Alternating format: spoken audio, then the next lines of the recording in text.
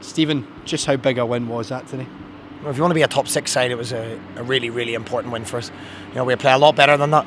Our ball retention at times wasn't good enough, but the resilience and the organisation and the character the boys shown.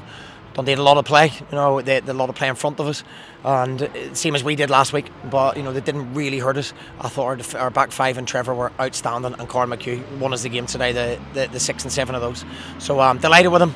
If I was a fan going back down the road, seeing that kind of passion and commitment, throwing yourself in front of balls, winning headers, winning tackles, I'd be absolutely delighted.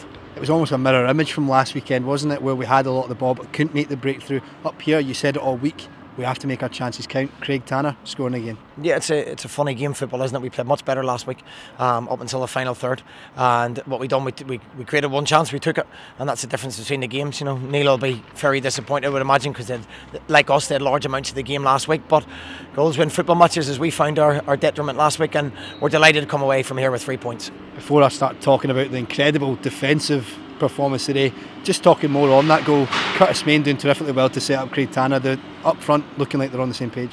Yeah, it was a frustrating day for the three of them.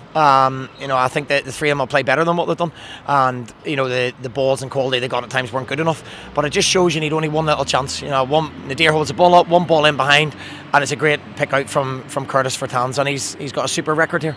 And just what about that back 5, or in fact the whole team?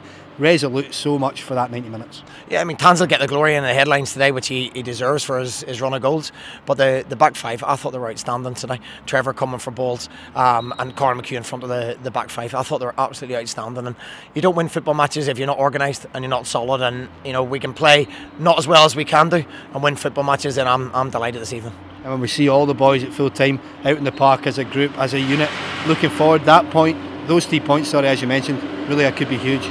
I don't think that tractor wants me to answer that question, but listen, we're a football club that's together from top to bottom.